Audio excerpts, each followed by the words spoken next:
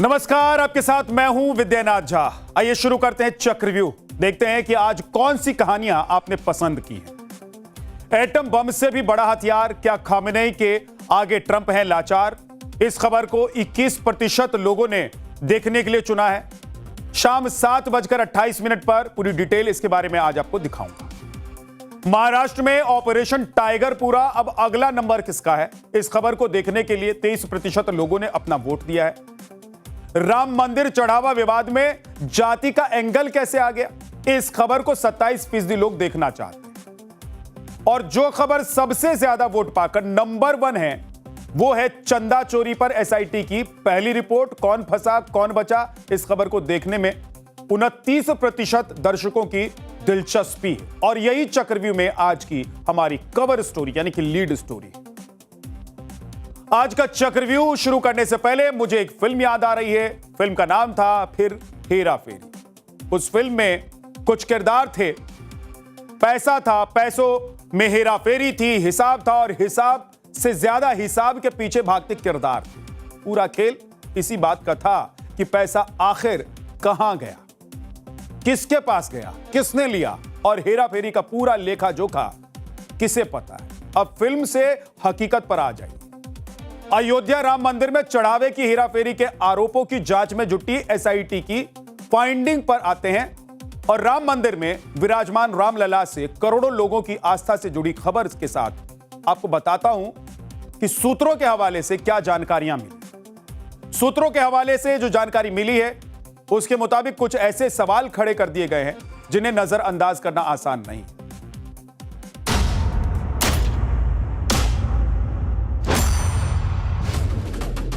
SIT के चक्रव्यूह में कौन कौन फंसा? निकल चुकी है एसआईटी की। व्यवस्थापक गोपाल राव से एसआईटी की 2 राउंड पूछताछ। ये गोपाल राव जी का ही है ना गेस्ट हाउस? आप लोग बाहर चलिए, जब आगे ऊपर तो पूछ ले, उसके बाद आइए। चंपत राय ने एसआईटी को क्या बताया? चढ़ावे का क्या लेखा जोखा दिखाया? हम यहाँ कार्यालय पे हैं राम जन्मभूमि तीर्थ ट्रस्ट के। भाई साहब नमस्कार। सर, चंपत राय सर जी की तबीयत नहीं ठीक है, तो वो इस समय कहाँ मिलेंगे? क्या लोगों से मुलाकात कर रहे हैं सर? लोगों से क्या उनसे मुलाकात हो रही है कि नहीं हो रही? कुछ जानकारी आप देंगे इसके बारे में? राम मंदिर ट्रस्ट की फाइलों में कौन से राज छिपे हैं? ट्रस्ट की अनदेखी से होती रही मंदिर चढ़ावे में चोरी। 1250 श्री राम शिलाएं गायब होने का दावा। सोने चांदी हीरे की शिलाओं का हिसाब कहां? ट्रस्ट की मीटिंग में सभी सदस्यों को क्यों नहीं बुलाया गया? ये जांच तब होगी जब इन ट्रस्ट के पदाधिकारियों को जो है ट्रस्ट से निकाल दिया जाए, इनकी नियुक्ति खत्म कर दिया जाए, इनका इस पर कोई अधिकार न हो, तब एसआईटी जांच होगी। जब तक ये लोग इस पद पे बने रहेंगे तब तक जांच प्रभावित होगी, निश्चित तरह से लिपापोती हो जाएगी। ट्रस्ट की बैठकों में क्या छिपाया गया? दान का हिसाब पूरा क्यों नहीं बताया गया? आज अयोध्या को बेइज्जत करने का काम ट्रस्ट के लोगों ने बेइज्जत और अपमानित करने का काम किया है, आस्था से खिलवाड़ करने का काम किया है। करोड़ों के चढ़ावे का पूरा लेखा जोखा कहां है? दान पात्र में जहां चोरी हुई, ईडी सीबीआई वहां लगाओ, पता करो कहां चोरी गई है। राम मंदिर के खजाने पर सवालों का महासंग्राम। ये गोबर रखा हुआ है और इसी यहीं से 10 से 15 लाख रुपए कैश की बरामदगी की जो बातें हैं वो सामने आ रही हैं। दान पात्रों में हुई हेरा फेरी के नए नए दावे सुन राम भक्त हलकान। राम मंदिर चढ़ावा हेराफेरी मामले में कुछ ही देर पहले बहुत बड़ी खबर आई है। खबर यह है कि 100 से ज्यादा लोगों से पूछताछ इस मामले में एसआईटी की टीम ने की है और आज रात तक अपनी शुरुआती रिपोर्ट तैयार एसआईटी की टीम कर सकती है। कल मुख्यमंत्री योगी आदित्यनाथ को एसआईटी अपनी वो रिपोर्ट सौंप भी सकती है। यह दावा इसलिए भी किया जा रहा है क्योंकि सीएम योगी ने 18 जून तक शुरुआती रिपोर्ट तलब की थी। सूत्रों की माने तो एसआईटी को अब तक के जांच में यह भी जानकारी हाथ लगी है कि राम मंदिर ट्रस्ट के कुछ सदस्यों को ट्रस्ट की बैठक में पूरी जानकारी नहीं दी गई। सूत्रों के मुताबिक दावा किया जा रहा है कि ट्रस्ट की बैठकों की जानकारी सभी सदस्यों को समय पर नहीं दी जाती।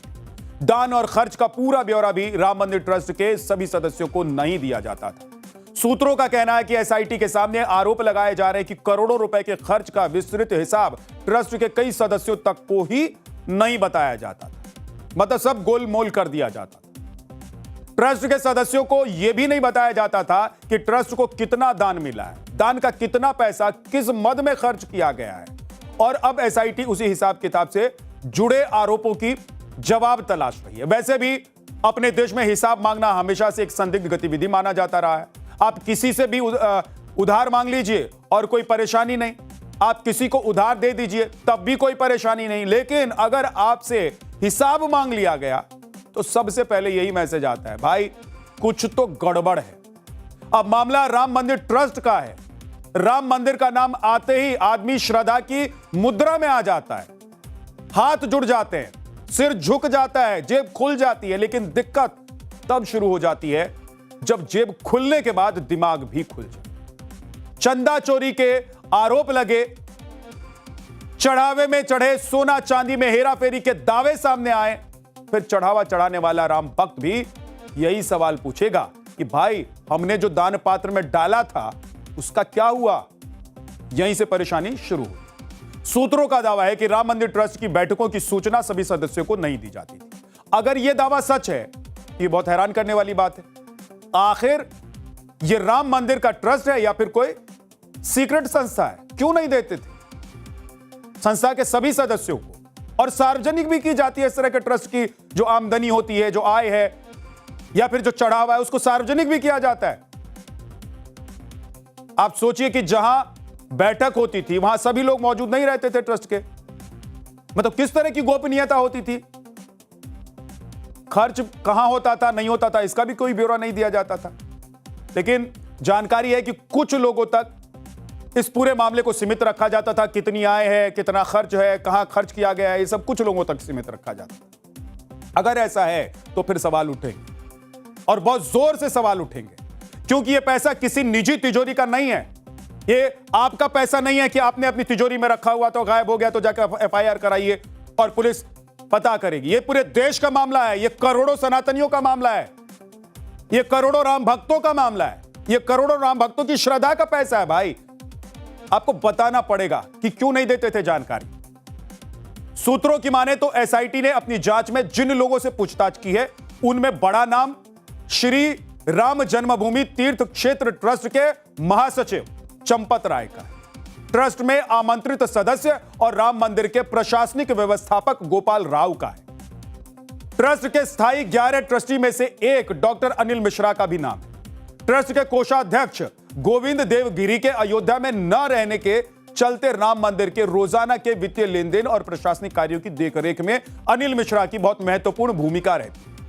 अनिल मिश्रा मंदिर में नगद चढ़ावे की गिनती और बैंक में जमा कराने की प्रक्रिया के मुख्य प्रभारियों में शामिल है। अनिल मिश्रा ने 22 जनवरी 2024 को हुए रामलला के प्राण प्रतिष्ठा समारोह के पूर्व अनुष्ठानों में उन्होंने प्रधान यजमान की भूमिका निभाई। वहीं छोटे नाम वाले चेहरे जैसे कि चंपत राय के सहयोगी टिन्नू यादव है, केडी तिवारी, सोमेश आनंद का नाम भी सामने आया है। ये सभी नाम शामिल है। हालांकि 100 लोगों से पूछताछ हुई है, एसआईटी की टीम ने 100 लोगों से पूछताछ की है। उसके बाद आज कहा जा रहा है कि रिपोर्ट तैयार करके कल मुख्यमंत्री को वो सौंप सकते हैं। लेकिन सूत्रों की माने तो राम मंदिर के प्रशासनिक व्यवस्थापक गोपाल राव भी एसआईटी के जांच के चक्रव्यूह में फंसे हुए हैं। जानकारी के मुताबिक अपनी जांच के पहले ही दिन गोपाल राव से एसआईटी की टीम 2 बार सवाल जवाब कर चुकी है।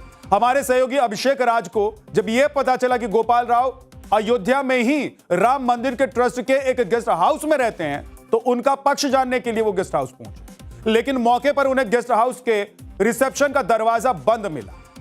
गोपाल राव से बातचीत तो दूर छोड़िए, वहां तैनात पुलिसकर्मियों ने उन्हें पहले ही रोक दिया कि भाई ऐसे अंदर नहीं जा सकते हैं, पहले परमिशन लेकर आइए, अपॉइंटमेंट लेकर आइए। देखिए ये गोपाल राव जी का ही है ना गेस्ट हाउस? आप लोग बाहर चलिए, जब आगे ऊपर तो पूछ ले उसके बाद आइए। अच्छा, उनसे पूछताछ करने के बाद। तो ये सिक्योरिटी आप लोगों की इनके लिए लगाई गई है या किसके लिए लगाई गई है? ये तीर्थ क्षेत्र के लिए लगाई गई है। यहाँ जो आते हैं बड़े बड़े ट्रस्टी उनके लिए लगाई। ये देखिए तीर्थ क्षेत्र के लिए ट्रस्ट लगाया गया है। देखिए बाहर जाने के लिए बोला जा रहा है और ये गेट देखिए यहाँ पर इसको बंद कर दिया गया है। और ये गेस्ट हाउस है ना बाकायदा, ये गेस्ट हाउस ही है। तो ये गोपाल राव की सुरक्षा में आप लोग हैं? ये अभी पुलिस ने आपको टेम्परेरी मतलब लगाया गया है? हम लोग परमानेंट यहाँ रहते आप हैं। लोग परमानेंट रहते हैं, तो ये क्या टेम्परेरी मतलब सुरक्षा के लिए आप लोग यहाँ पर हैं इस तरीके से? हाँ हाँ। अब जिस व्यक्ति पर सोचिए कि सवाल उठ रहा है, वहां मेरे सहयोगी अभिषेक पहुंचे थे कि भाई आपसे सवाल जवाब हुआ है, आपको जवाब देना है, आप पर आरोप लगे हैं, आप सफाई दीजिए, बताइए सच क्या है। तो गार्ड बाहर ही खड़ा होकर कह रहे कि नहीं अंदर नहीं जा सकते। देख रहे थे आप। आपको बता दूं कि सूत्रों के मुताबिक जिस सोमेश आनंद नाम के शख्स पर चंदा में हेराफेरी का आरोप लगा है, वो गोपाल राव का रिश्तेदार है और भतीजा लगता है। वो सोमेश आनंद के बारे में दावा किया जा रहा है कि उसने एक साल में कर्नाटक समेत देश भर में करीब 50 यात्राएं की। आरोप है कि जब वो अयोध्या से बाहर जाता तो उसके पास भारी भरकम लगेज होता था, लेकिन जब वापस फ्लाइट से लौटकर आता तो उसके पास कोई लगेज नहीं होता था। फिलहाल सोमेश के बैंक खातों और हवाई टिकट्स की भी स्क्रूटनी की जा रही और करनी ही पड़ेगी। क्यों? क्योंकि ये राम मंदिर से जुड़ा हुआ मामला है, रामलला से जुड़ा हुआ मामला। बैग भर के क्या ले जाते थे बताना पड़ेगा, कहां जाते थे बताना पड़ेगा, और खाली हाथ कैसे वापस आ जाते थे यह भी बताना पड़ेगा। राम मंदिर चढ़ावा मामले की जांच में अब लवकुश मिश्रा नाम का भी चर्चा शुरू हो गया और बताया जा रहा है कि वो मंदिर में चढ़ावे की गिनती का काम करता था और उस पर चढ़ावे की रकम में कथित गड़बड़ी के आरोप लग गए हैं। सूत्रों के हवाले से यह भी दावा किया जा रहा है कि हाल ही में उसके घर पर हुई कार्रवाई के दौरान एसओजी को सूखे गोबर के 1.5 से 15 लाख रुपए मिल गए। हमारे सहयोगी आशुतोष पहुंचे, आशुतोष सिंह, जब अयोध्या में उन्होंने लवकुश मिश्रा के घर पर पहुंचकर बात करने की कोशिश की, उन्हें भी वो गोबर की ढेर दिखाई दी, तो वो वहां गए कि देखते हैं क्या मिलता है, क्या है भाई यहां पर जिस गोबर ढेर के नीचे से पैसे निकल रहे थे वहां क्या मिलेगा। हालांकि लवकुश मिश्रा के परिवार ने इन सभी दावों को पूरी तरीके से गलत बता दिया, कह रहे हैं कि ऐसा कुछ है ही नहीं। उनकी बहन का कहना है कि लवकुश को साजिश के तहत फंसाया जा रहा है। परिवार का दावा है कि लवकुश कभी कभार ही घर आता था।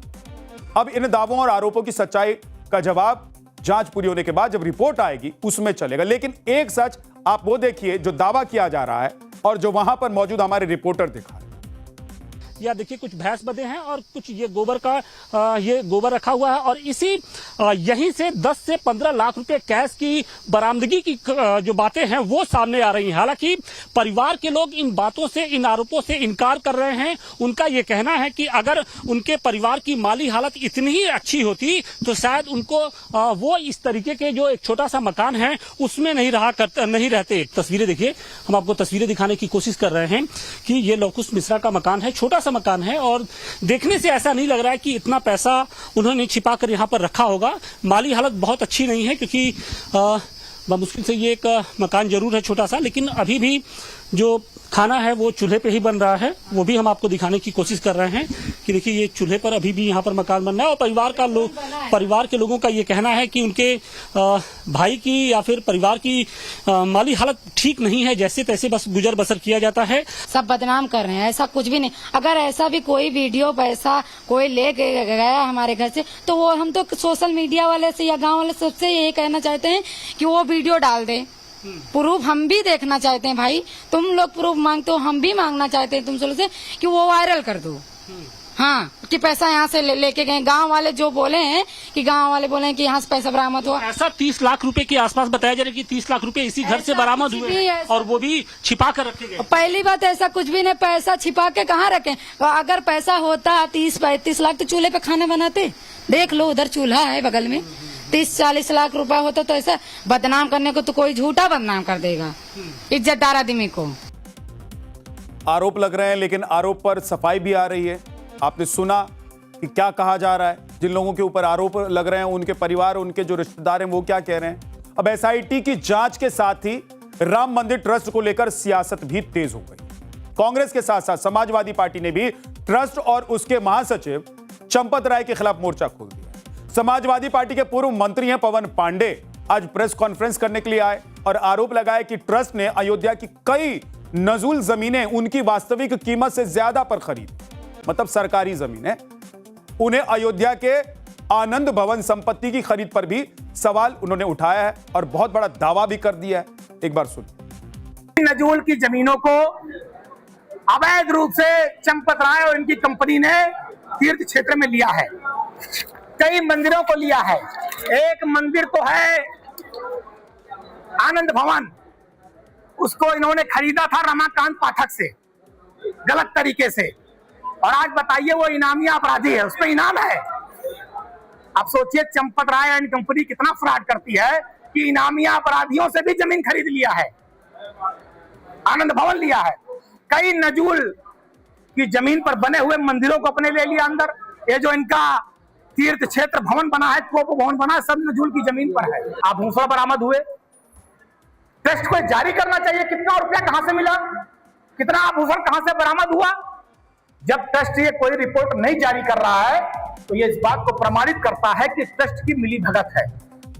समाजवादी पार्टी और विपक्षी पार्टियों का आरोप यह है कि नजूल की जमीन यानी कि जो सरकारी जमीन है उसको जितने की वो थी, यानी कि उसकी सरकारी वैल्यू जितनी थी उससे कहीं ज्यादा कीमत पर खरीद लिया गया। तो इतना महंगा क्यों खरीदा गया? सरकारी जमीन रामलला के काम के लिए खरीद रहे थे, ज्यादा पैसा देने की कौन सी जरूरत थी? कौन मांग रहा होगा ज्यादा पैसा? अगर ज्यादा पैसा दिया है तो फिर आप बताइए भी कि क्यों दिया है, और बंदरबाट तो नहीं हुआ है कहीं पैसे का, यह सवाल कर। इस बीच समाजवादी पार्टी के अध्यक्ष हैं अखिलेश यादव, उन्होंने भी आज बीजेपी पर एकदम तीखा हमला किया। अखिलेश ने रामनगरी में गोरखधंधा नाम से एक बुकलेट जारी करते हुए कहा कि बीजेपी के लिए धर्म का मतलब धन हो गया है। उन्होंने तंज कसते हुए कहा कि सीसी का मतलब चढ़ावा चोरी है और सीसीटीवी कैमरे से इस सीसी का पूरा राज खुल जाए। अखिलेश यादव ने क्या कहा, एक बार जरा सुन लीजिए। भाजपा का धर्म का मतलब धन है, भाजपा का धर्म का मतलब धन है। और सुना है जैसे इलेक्शन में जब बेईमानी की थी इन्होंने कुंदरकी की, या अन्य चुनावों में जहां बेईमानी हुई थी वहां सीसीटीवी फुटेज नहीं मिले थे, और सीसीटीवी फुटेज नदारद हैं, गायब हैं, खो गए हैं। और सीसीटीवी से, क्योंकि सीसीटीवी से सीसी का राज खुल जाएगा। अखिलेश यादव ने सवाल उठाए तो जवाब देने के लिए सत्ता पक्ष के मंत्री से लेकर सांसदों तक ने मोर्चा खोल दिया। तो भी लोग सवाल उठा रहे हैं। देखिए, आपको पता है एसआईटी जांच चल रही है, एसआईटी का गठन हो चुका है और ट्रस्ट के लोग बहुत ही जिम्मेदार और गंभीर होते हैं, और इसमें एसआईटी की रिपोर्ट के बाद कार्रवाई हुई। लेकिन मेरा सवाल विपक्षी दल खासकर समाजवादी पार्टी के मुखिया से है। बाबरी मस्जिद को बनाने के लिए जो चंदा एकत्र हुआ था, आपको पता है हुआ था कि नहीं? याद है आपको? वो पैसा कहाँ गया पूछ लीजिए, उस पर सवाल नहीं उठाएंगे। सनातन संस्कृति पर इस प्रकार की बयानबाजी करके केवल तुष्टीकरण की पॉलिटिक्स कर रहे हैं, वोट बैंक की राजनीति कर रहे हैं। इनको लगता है इससे इनका वोट बैंक सुरक्षित हो जाएगा। वो सब जांच पड़ताल चल रही है। देखिए, भगवान श्री रामलला के जन्मस्थान को लेकर के बहुत श्रद्धा और आस्था रखने वाले, आंदोलन काल से जुड़े रहने वाले सब लोग बहुत अच्छा काम कर रहे हैं। अब देखिए, सियासी आरोप प्रत्यारोप तो अपनी जगह पर है, लेकिन समाजवादी पार्टी के नेता आशुतोष वर्मा ने इस पूरे मामले को जातीय राजनीति से भी जोड़ते हुए गंभीर सवाल उठा दिए। उनका आरोप है कि चंदा चोरी मामले में चंपत राय के सहयोगी और करीबी रामशंकर उर्फ टिन्नू यादव, चूंकि यादव समाज से आते हैं, इसलिए उन्हें बलि का बकरा बनाया जाने की कोशिश की जा रही है, जबकि बड़े पदों पर बैठे लोगों को बचाने का प्रयास किया जा रहा है। यहाँ तो लोग बता रहे हैं 200 के ऊपर, कम से कम 1000 करोड़ के ऊपर की चोरी हो सकती है। अष्टधातु की मूर्ति चोरी हो गई है, इनका कोई हिसाब नहीं है। मॉरिशस से आई हुई कितनी बेशकीमती भगवान राम की मूर्ति गायब हो गई है। और अब मजेदार बात क्या है कि चंपत राय और अनिल मिश्रा को छूट मिल जाए तो एक उनके कर्मचारी किसी यादव का नाम लगा के उस पर ठीकरा फोड़ा जा रहा है। ये भारतीय जनता पार्टी की जो ये मनुवाद है, ये दिखता है कि पीडीए से इतनी नफरत है कि चोरी भी करेंगे, डकार भी खुद लेंगे, लेकिन एक पिछड़े समाज के आदमी को सामने खड़ा करके उसको बलि का बकरा बना देंगे। कैसरगंज लोकसभा सीट से पूर्व सांसद बृजभूषण शरण सिंह ने राम मंदिर दान पत्र विवाद पर ट्रस्ट पर सवाल उठाए हैं। उन्होंने कहा है कि राम मंदिर जन्मभूमि आंदोलन से जुड़े लोग यदि सवाल उठा रहे हैं तो सरकार को इस मामले को गंभीरता से लेना चाहिए। बिना वजह कोई मुद्दा नहीं उठता है और यदि इस प्रकरण में लगातार आरोप लग रहे हैं तो इसकी निष्पक्ष जांच भी होनी चाहिए। एसआईटी की जांच जारी है। इस दौरान एक बड़ी खबर आ रही है, आज देर रात तक अयोध्या पहुंच सकते हैं अनिल मिश्रा, सूत्रों की माने तो अनिल मिश्रा आज केरल से अयोध्या आ सकते हैं। सुनिए कि अनिल मिश्रा के बचपन के दोस्त क्या बता रहे हैं इस पूरे मामले के लिए। इस समय हम लक्ष्मणपुरी कॉलोनी में हैं। इसी लक्ष्मणपुरी कॉलोनी में डॉक्टर अनिल मिश्रा जी का आवास है, जहां पे वो रहते हैं। आप देख सकते हैं ये डॉक्टर अनिल मिश्रा का आवास है। हम आपको इधर से भी दिखाएंगे। इनके आवास पर अभी कोई मौजूद नहीं है। डॉक्टर अनिल मिश्रा जी अपने आंख का इलाज कराने के लिए केरल गए हुए हैं और ये बताया गया है कि सूत्रों के हवाले से ये भी पता चला है कि 7 जून को उनका टिकट बुक हुआ था और 14 जून को वो अपने आंख का इलाज कराने के लिए केरल गए थे। उनके परिवार का कोई सदस्य श्री राम जन्मभूमि मंदिर में दान में आई राशि की चोरी को लेकर उत्तर प्रदेश सरकार ने एसआईटी जांच तो लगा दिया है, लेकिन इसके घेरे में राम मंदिर तीर्थ ट्रस्ट के वो लोग हैं जिनके ऊपर शक किया जा रहा है। हमारे साथ नीलम शर्मा जी हैं जो अनिल मिश्रा जी के पड़ोसी भी हैं और अनिल मिश्रा जी को बचपन से जानते हैं। तो आपसे पूछेंगे कि अनिल मिश्रा जी जो राम जन्मभूमि तीर्थ ट्रस्ट के सदस्य हैं, इनका पूर्व में क्या इतिहास रहा है। नीलम जी ये बताइए कि अनिल मिश्रा जी का पूर्व इतिहास कैसा रहा है। वो आज उनके पास बहुमंजिला बिल्डिंग है, 4 व्हीलर से है, हवाई जहाज से चल रहे हैं। उनका पुराना इतिहास क्या रहा है और वो आज इस स्टेज तक कहाँ तक से पहुँचे। अनिल मिश्रा को हम बचपन से जानते हैं। वो हमारे साथ खेले भी हैं। उनकी यही दवा की एक होम्योपैथिक की दवा थी हमारी दुकान के ठीक सामने। वहाँ वे 5-10 रुपए में दवा बेचते थे। और अब वो खबर जिसे आपने ही चुना है, लेकिन इसको वोट प्रतिशत थोड़े से कम मिले, इसलिए ये खबर दूसरे नंबर की खबर बनी। इस वक्त क्षेत्रीय विपक्षी पार्टियों का टूटने का एक काल चल रहा है, चक्र चल रहा है। अरविंद केजरीवाल की पार्टी टूट गई। राज्यसभा के 7 सांसद बीजेपी में चले गए। ममता बनर्जी में टूट हुई। करीब 65 विधायकों ने अपना गुट बना लिया और 20 सांसदों ने नई पार्टी बना ली। और अब उद्धव ठाकरे के 9 में से 4 लोकसभा सांसदों के पाला बदलने की खबर आ रही है। पहले 6 सांसदों का नाम आ रहा था कि 6 सांसद चले जाएंगे, लेकिन फिर खबर आई कि 2 सांसद वापस ठाकरे के पास लौटकर आ रहे हैं। तो सवाल है कि यह सिलसिला क्या आगे बढ़ेगा, और आगे बढ़ेगा तो किसकी बारी होगी। इस सवाल का एक सवालनुमा जवाब हो सकता है कि क्या अगली बारी समाजवादी पार्टी की हो सकती है। कुछ देर पहले ही बीजेपी के वरिष्ठ नेता और उत्तर प्रदेश के उप मुख्यमंत्री केशव प्रसाद मौर्य का एक बयान आया है कि अखिलेश यादव की पार्टी के 25 से 26 सांसद यानी कि 2/3 से ज्यादा सांसद टूटने के लिए बेताब बैठे। हम ही तोड़ नहीं रहे। जवाब अखिलेश की तरफ से भी आ गया है। सुनिए सर। तो अभी 25-26 सांसद टूटने को तैयार बैठे, हम लोग तोड़ ही नहीं रहे।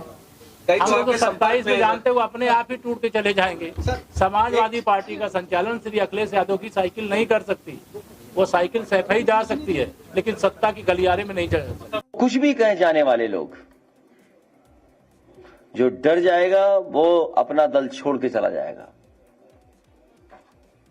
अगर बीजेपी से मुकाबला करना है तो बहादुर लोगों की टीम होनी चाहिए। और मुकाबला करने के लिए समाजवादी पार्टी तैयार है। और आपको याद होगा पिछली बार भी प्रेस में ही मैंने कहा था कि अब भारतीय जनता पार्टी को मैं नहीं तोड़ूंगा, उनके विधायकों को नहीं लेंगे। भारतीय जनता पार्टी जो औरों की पार्टी तोड़ रही है, औरों के सांसद छीन रही है, यूपी में उन्हीं के विधायक तैयारी में हैं पाला बदलने के लिए। और कई ऐसे लोग हैं वो समय पे ही पत्ते खोलते हैं, उनका भरोसा ही नहीं। वो चल सन्यासी मंदिर में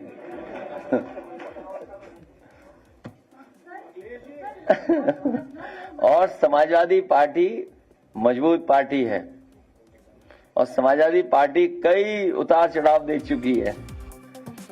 तो अरविंद केजरीवाल, ममता बनर्जी, उद्धव ठाकरे के बाद क्या अखिलेश यादव की पार्टी भी खतरे में है? क्या अगली तोड़फोड़ उत्तर प्रदेश की समाजवादी पार्टी में हो सकती है? आखिर समाजवादी पार्टी बीजेपी और कांग्रेस के बाद लोकसभा में तीसरी सबसे बड़ी पार्टी है, लेकिन पिछले विधानसभा चुनाव में अखिलेश यादव के साथ रहे ओम प्रकाश राजभर ने सबसे पहले यह कहकर चिंगारी भड़का दी कि समाजवादी पार्टी भी टूटने वाली है, लेकिन समाजवादी पार्टी इसको हंसी में उड़ा रही है। राम गोपाल यादव जी ने चिट्ठी दिया है गृह मंत्री माननीय अमित शाह जी को, पीआई ने एफआईआर कराई है, उसमें गायत्री प्रजापति जेल में, अखिलेश यादव जी बाहर।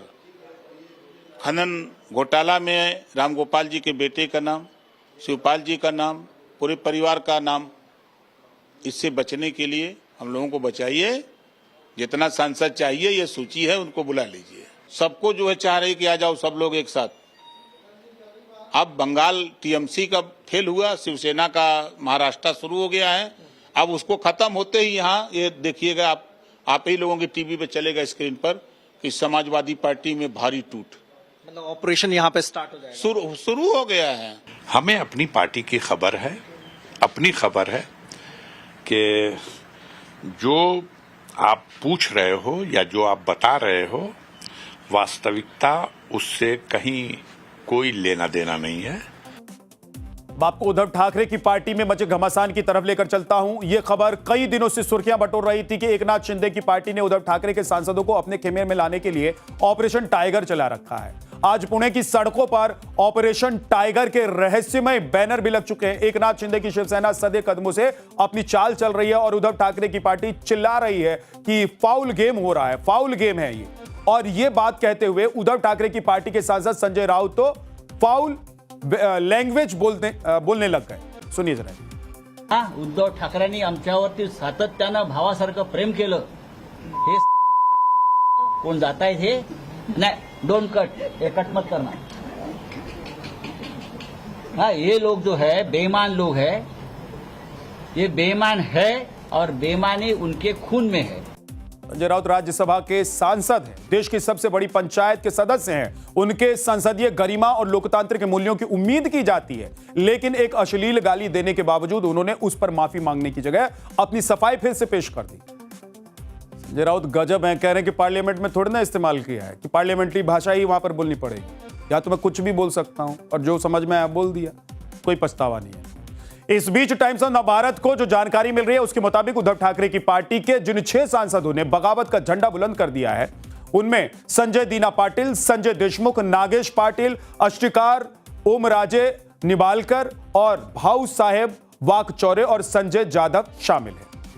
नवभारत को यह पुख्ता जानकारी मिली है कि उद्धव के इन सांसदों की एक गुप्त बैठक दिल्ली में भी हुई है कि शिवसेना के अध्यक्ष और महाराष्ट्र के उप मुख्यमंत्री एकनाथ शिंदे के साथ उनकी बैठक हुई है और उस वक्त शिंदे के बेटे और सांसद श्रीकांत शिंदे भी मौजूद थे। लेकिन शाम होते होते यह खबर आने लग गई कि ओमराजे निंबालकर और संजय जाधव वापस उद्धव ठाकरे के पास लौट रहे हैं। तो आज मुंबई से दिल्ली तक जो घटनाक्रम बहुत तेजी से घूमी है और आगे इसमें और भी माथापच्ची होने वाला है, वो 3 हिस्सों में दिखाई दे रहा है। शिंदे ने उद्धव के बागी सांसदों के साथ बैठकर बैठक की, ऐसी खबर हमारे सूत्रों से पता चली। वहीं उद्धव की पार्टी के सांसद अरविंद सावंत ने लोकसभा अध्यक्ष ओम बिरला को खत लिखा कि उनकी पार्टी को सदन में एकमात्र मान्यता प्राप्त पार्टी के रूप में बनाए रखा जाए, यानी कि पार्टी का वजूद खत्म ना हो। वैसे भी यह शिवसेना यूबीटी के सामने सबसे बड़ी चुनौती है। और तीसरी घटना कल होगी। कल उद्धव ठाकरे की पार्टी के सांसदों की एक बैठक दिल्ली में बुलाई गई है।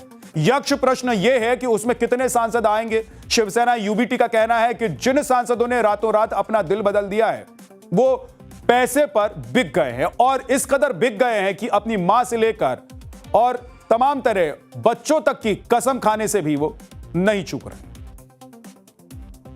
डोनाल्ड ट्रंप ईरान के साथ जिस पीस डील को ऐतिहासिक बताने में जुटे हैं, अमेरिका के अंदर ही उसे ट्रंप का सरेंडर लेटर कहा जा रहा है। अमेरिकी खुफिया एजेंसियों की एक सनसनीखेज रिपोर्ट आई है। इसमें दावा किया गया है कि जंग के बाद ईरान कमजोर नहीं हुआ है, बल्कि उसके हाथ हॉर्मुज नाम का वो हथियार भी लग गया है जो परमाणु बम से भी ज्यादा विनाशकारी है। ऐसे में आज का सबसे बड़ा सवाल, क्या महज सस्ते तेल के लिए दुनिया के सबसे ताकतवर मुल्क ने ईरान के सामने घुटने टेक दिए हैं? ट्रंप के इस दावे से बौखलाया इजराइल अब क्या करेगा? और खाड़ी के इस नए चक्रव्यूह में आखिर कब तक चलेगा खामनेई का सिक्का?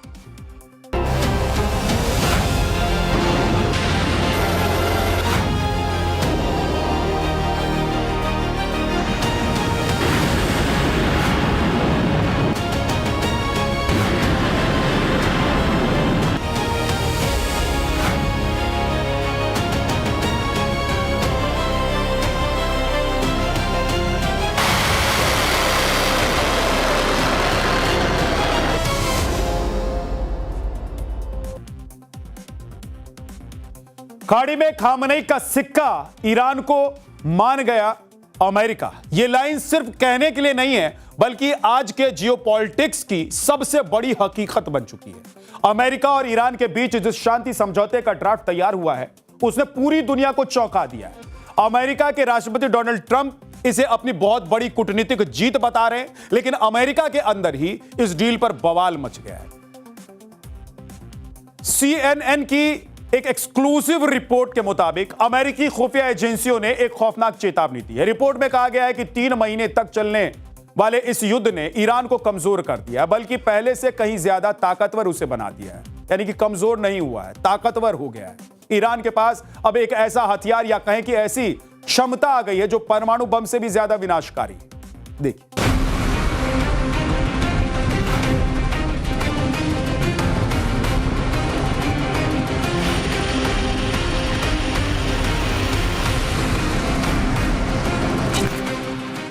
अमेरिका और ईरान के बीच युद्ध विराम का ड्राफ्ट तैयार है, लेकिन अमेरिकी खुफिया एजेंसियों की नींद उड़ी हुई है।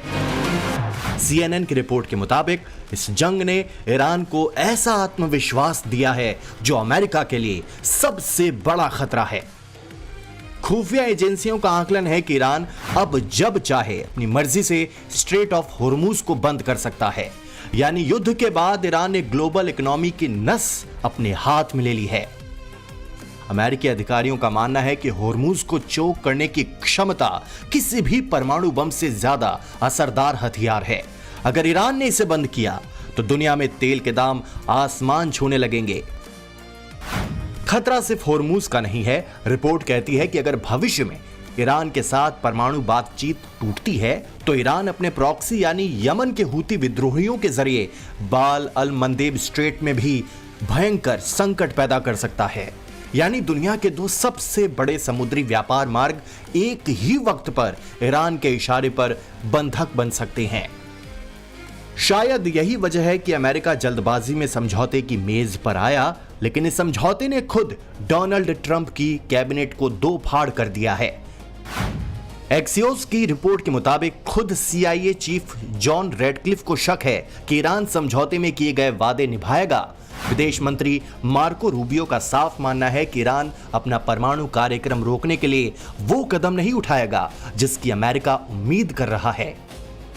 रक्षा मंत्री पीट हेगसेथ ने भी शुरुआत में चिंता जताई थी। हालांकि उपराष्ट्रपति JD वेंस, विशेष दूत स्टीव विटकॉफ और ट्रंप के दामाद जैरेड कुशनर इस डील को किसी भी कीमत पर पास कराने के पक्ष में है। लेकिन अमेरिका की किरकिरी तब हुई जब रक्षा मंत्री पीट हेगसेथ का एक इंटरव्यू वायरल हो गया। एक टीवी चैनल पर अमेरिकी रक्षा मंत्री ने दावा किया कि अमेरिका पूरे समय होर्मुज पर अपना कंट्रोल बनाए हुए था, लेकिन एंकर मार्गरेट ब्रेनन ने तुरंत उन्हें घेर लिया। इस एक सवाल पर अमेरिका के रक्षा मंत्री की बोलती बंद कर दी। गोलमोल जवाब देते हेगसेथ की सोशल मीडिया पर जमकर फजीहत हुई। लोगों ने पूछा, अगर अमेरिका का पूरा कंट्रोल था तो होर्मुज को दोबारा खुलवाना समझौते का सबसे बड़ा मुद्दा क्यों बना? डेमोक्रेट सांसदों ने इस पीस डील को सरेंडर लेटर करार दिया है। अमेरिका के पूर्व राष्ट्रीय सुरक्षा सलाहकार जॉन बोल्टन ने तो ट्रंप की धज्जियां उड़ा दी। अमेरिका के पूर्व NSA जॉन बोल्टन के बयान से साफ है कि ट्रंप ने ईरान के सामने एक तरह से सरेंडर कर दिया ताकि अमेरिका में पेट्रोल डीजल के दाम कम किए जा सके।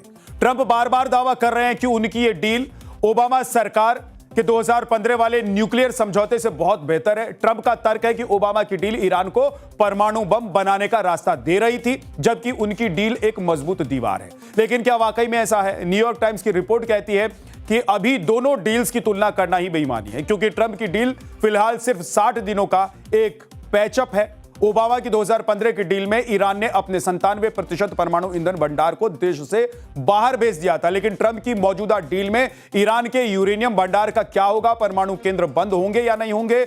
मिसाइल प्रोग्राम पर क्या बैन लगेगा या नहीं लगेगा? इस सब पर अभी तक कोई फैसला ही नहीं हुआ है। ट्रंप की डील सिर्फ युद्ध विराम, होर्मुज को 60 दिनों के लिए खोलने और भविष्य की बातचीत का एक मसौदा भर है। आइए अब आपको बताता हूं कि इस पीस डील की 4 सबसे अहम और बड़ी बातें क्या है।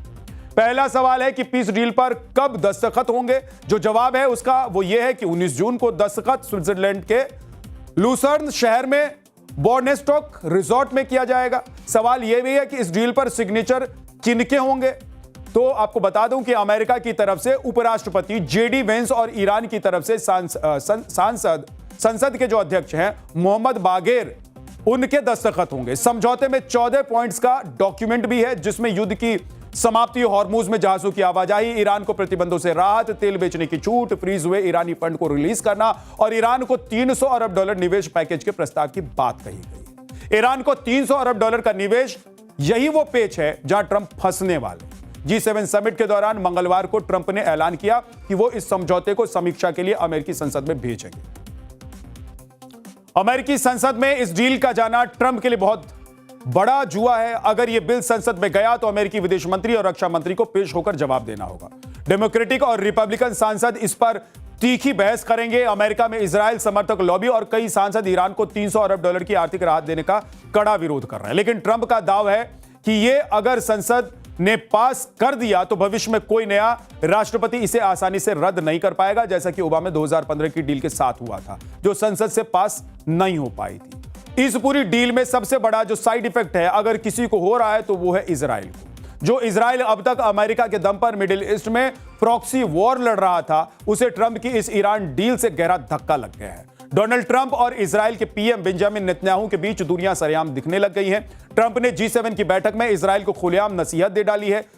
लेबनान में हिजबुल्लाह के खिलाफ इजराइल के एक्शन पर सख्त नाराजगी जताई है। उधर नेतन्याहू ने भी साफ कर दिया है कि ट्रंप जो कह रहे हैं, जो कर रहे हैं, वो उनकी मर्जी है। इजराइल वही करेगा जो इसके हित में होगा। अब आपको ये सीधी तस्वीरें इस वक्त मैं दिखा रहा हूं, जो प्रधानमंत्री नरेंद्र मोदी और डोनाल्ड ट्रंप के बीच द्विपक्षीय बातचीत और वार्ता की। Prime Minister Modi, India, and we're doing trade deals. We're doing a lot of things. A lot of things are happening between the United States and India. The United States is doing the best we've ever done. We have over $19.2 trillion coming in, and we're building factories. We're building everything, and Prime Minister is building a lot in the United States. He's spending a lot of money in the United States, so we appreciate that job. But I just want to say he's been my friend for a long time now, and we've always had a great relationship, and it's great to be with you. Thank you very much. Great to be with you. Thank you. मुझे आपके साथ बात करना पसंद है। राष्ट्रपति जी, आपसे मिलकर के बहुत खुशी हो रही है और पिछले वर्ष हम वाशिंगटन में मिले थे। उसके बाद हमारे संबंधों में एक नई गति आई है, नई ऊर्जा आई है और कई विषयों में हम बहुत मिल करके आगे चल रहे हैं। Mr. President, it's a pleasure to meet you here in Avia. We had an extremely productive meeting in Washington last year, and since then we have given new speed and new energy to our relations, and we are working together on a number of areas. और हमारे लिए खुशी की बात है कि हमारी दोनों टीमें भी मिलजुल करके हमने जो टारगेट तय किए उसको पूरा करने के लिए भरपूर प्रयास कर रहे हैं और हम बहुत तेजी से आगे बढ़ रहे हैं। And we are also happy that our teams have also been working in close coordination and engagement, and they have been working towards achievement of the targets that we had set for ourselves last year. Excellency, Paschim Asia में शांति के जो प्रयास प्रगति हुई है, इसके लिए मैं आपका अभिनंदन करता हूँ। Mr. President, I commend you for your leadership on the progress that has been made in the efforts to restore peace in West Asia. आपके इन प्रयासों के कारण पश्चिम एशिया में शांति की एक नई किरण नजर आ रही है और हम आशा करते हैं कि चिरस्थायी शांति बनेगी। Thanks to your efforts, Mr. President, new hope for peace and stability in the region has been rekindled, and I'm confident that this will lead to a long-standing peace in the region. Excellency, आप और हम सभी इस बात से सहमत हैं कि हॉर्मुज का खुला रहना एक वैश्विक अर्थव्यवस्था के लिए बहुत ही अनिवार्य है। Mr. President, you and I agree that keeping the Strait of Hormuz open is vital for the global economy. Excellency, हम हमेशा कहते रहे हैं कि फ्रीडम ऑफ नेविगेशन सुनिश्चित होना चाहिए और इस पर हम सब ने मिलकर के बल देना चाहिए। India has consistently emphasized the importance of ensuring freedom of navigation, and we should work together and place a particular emphasis on that. Excellency, आप जानते हैं कि मैरीटाइम ट्रेड की दुनिया में भारत के लाखों सीफेरर्स आज दुनिया के अलग अलग समुद्र में अपनी सेवाएं दे रहे हैं, विश्व की प्रगति में बहुत बड़ा योगदान दे रहे हैं और मैं समझता हूं कि उनकी सुरक्षा भी उतना ही महत्वपूर्ण है। Mr. President, you are aware across the world, Indian seafarers in hundreds of thousands are working and they're performing their duties across global maritime trade routes, including the Strait of Hormuz, and their safety is of utmost importance to us. Excellency, समझौते के लिए शांति के प्रयासों में आपने भरपूर प्रयास किया है। मुझे पूरा विश्वास है कि समझौते में सीफेयर की सुरक्षा भी सुनिश्चित होगी और उसको प्राथमिकता मिलेगी। Mr. President, you made tremendous efforts towards reaching this understanding and this agreement, and I'm confident that the issue of seafarers will receive the highest priority during the implementation of this agreement. Excellency, मैं फिर एक बार पश्चिम Asia में शांति बहाल कराने के आपके भरसक प्रयासों का मैं पूरी प्रशंसा करता हूं और आपका अभिनंदन करता हूं। Mr. President, once again, I deeply appreciate and I deeply commend your efforts in ensuring the restoration of peace and making efforts towards restoration of peace and stability in West Asia. Thank you very much. Thank you. Thank you. Friends, thank you. Any questions? Thank you, Mr. President. We just heard the Prime Minister praise your efforts, the peace efforts in the Middle Thank East. you. Do you think you can carry the momentum from the Iran deal over to securing an end to the war in Ukraine? And can you tell us about your conversations with President Zelensky here at the G7? Well, I had very good talks with President Zelensky and with President Putin, and we'd like to see that one end. I ended 8 wars, and to be honest with you, I thought this would have been one of the easier ones, but they're not liking each other too much, and that makes it much more difficult. But we're working. I had 2 good conversations with President Zelensky and with President Putin. Will you let them build U.S. missiles or manufacture missiles, American missiles? They would like to be able to do that. We'll take a look at it. They have asked about it. Steve, how close are you to a U.S.-India trade deal? Very close. We've been there for a little while, and he's a very tough negotiator. He's one of the toughest, actually. So you look at this man. I'll give you a lesson. He's the most beautiful-looking man. He looks so nice. He's like an angel. But actually, he's as tough as he's a killer. I don't want to. He's a killer. He's as tough as they come. But he looks so good. So he gets you by surprise. But there's few people like this. People say he's such a nice man. I said no, he's very tough. He's a tough trader, and he loves the Indian people, but he also loves the USA. We had Howdy Modi in Houston, remember? And the stadium was full. Right, remember that? He did Namaste Trump in India. That was great. And we'll be going to India sometime in the future. President Trump, when will you go to India, and how do you see Quad as well? This is a grouping that was started under your first term, and this is a grouping that all the 4 countries are looking forward to. Well, we had a great visit last time in India. We opened up that new stadium, and I think there were 300,000-400,000 people. It seated like about 150,000, and there were 250,000 outside, and there were 100,000 on the grass. That was, I don't know if that record's ever been broken, but I had a great time in India. Do you expect India to play any role in West Asia? I'm Siddhant from Say it. Do you expect India to play any role in West Asia? Yeah, I do. I think India plays a big role in everything. As long as he's the leader, India's going to play a big role. And you said many times that India has a great friend in United States, in Washington, D.C., in White House, till the time you are president. But some of your decisions recently caused trouble, concern in India. How would you like to assure people of India? Well, I said it. As long as I'm president, we have a great. They have a great friend in the White House. I don't know where there might have been a trouble, but I don't think so. I can tell you, everyone here, they love India. They have tremendous respect for this man. Tremendous. Go ahead, ma'am.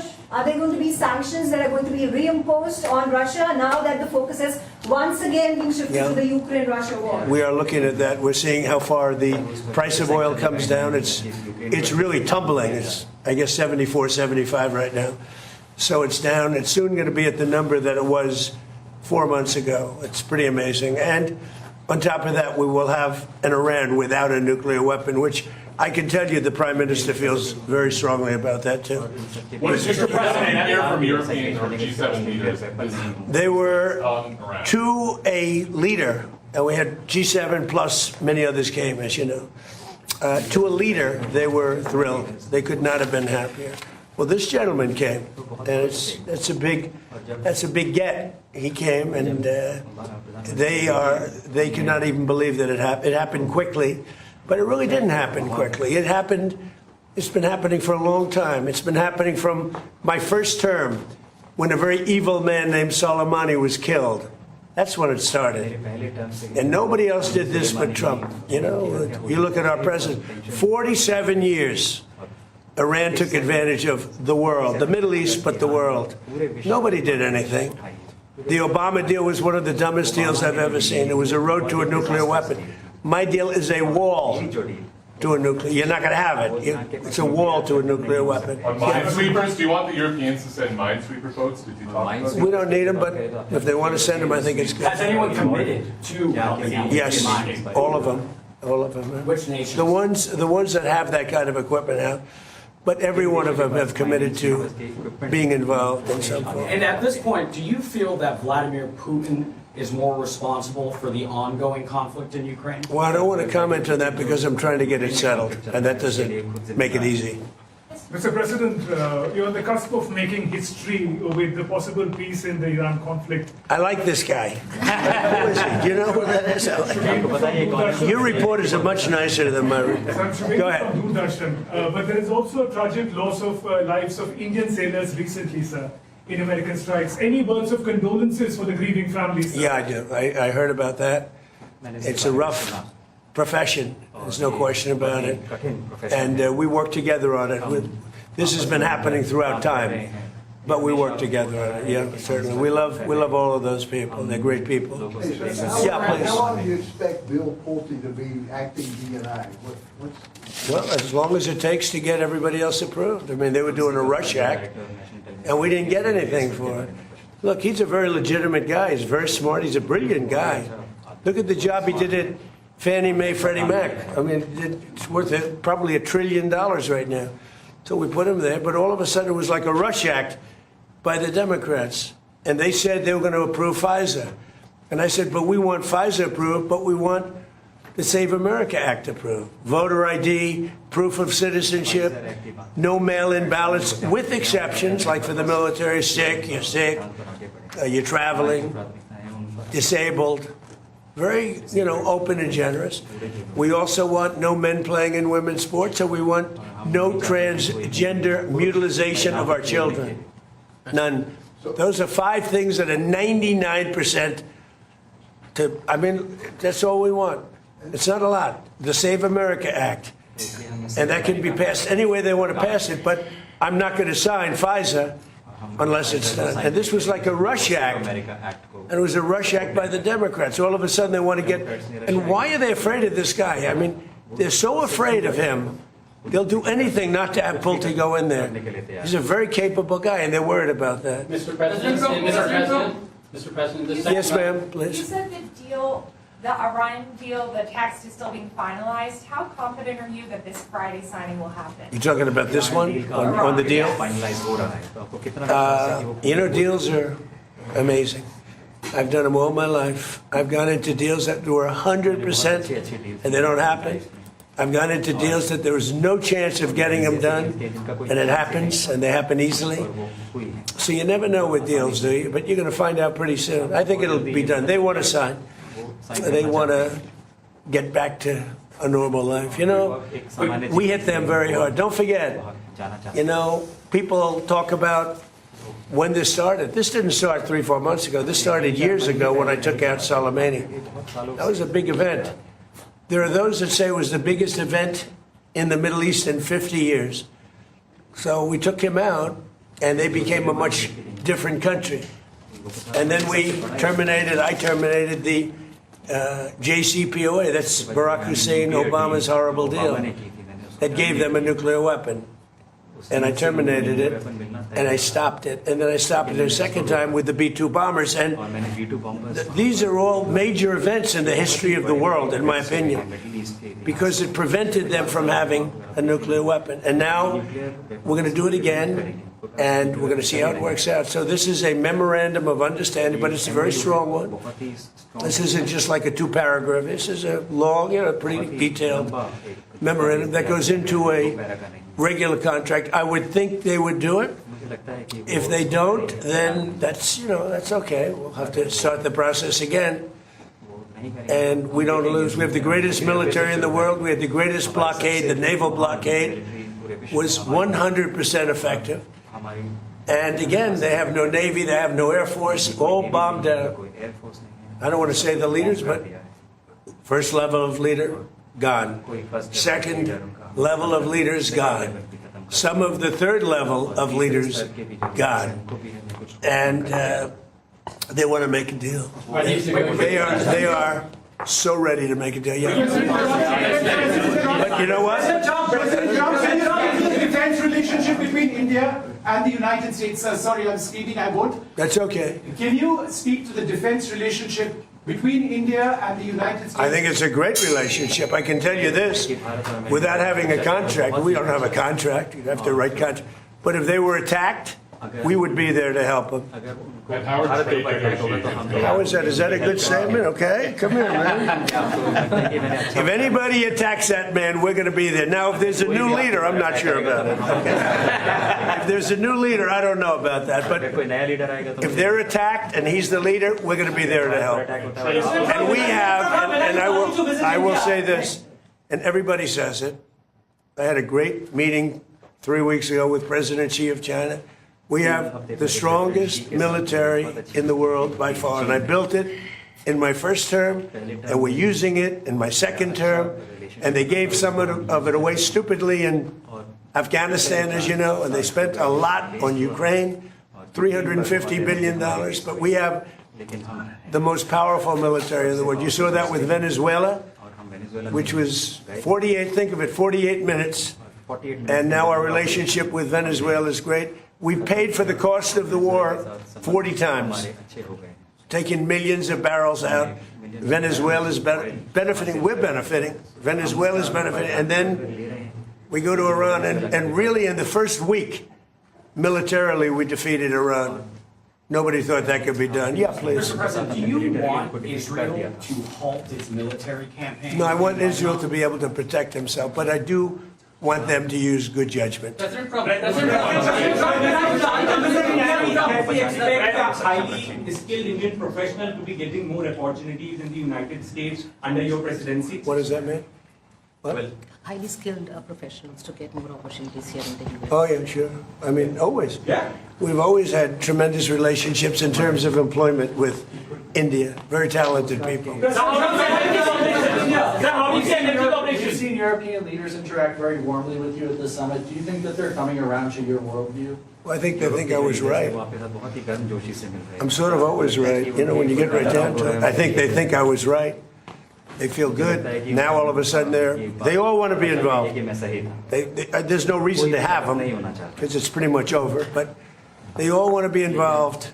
He'd be involved if I wanted, but we don't want to waste his time or his people.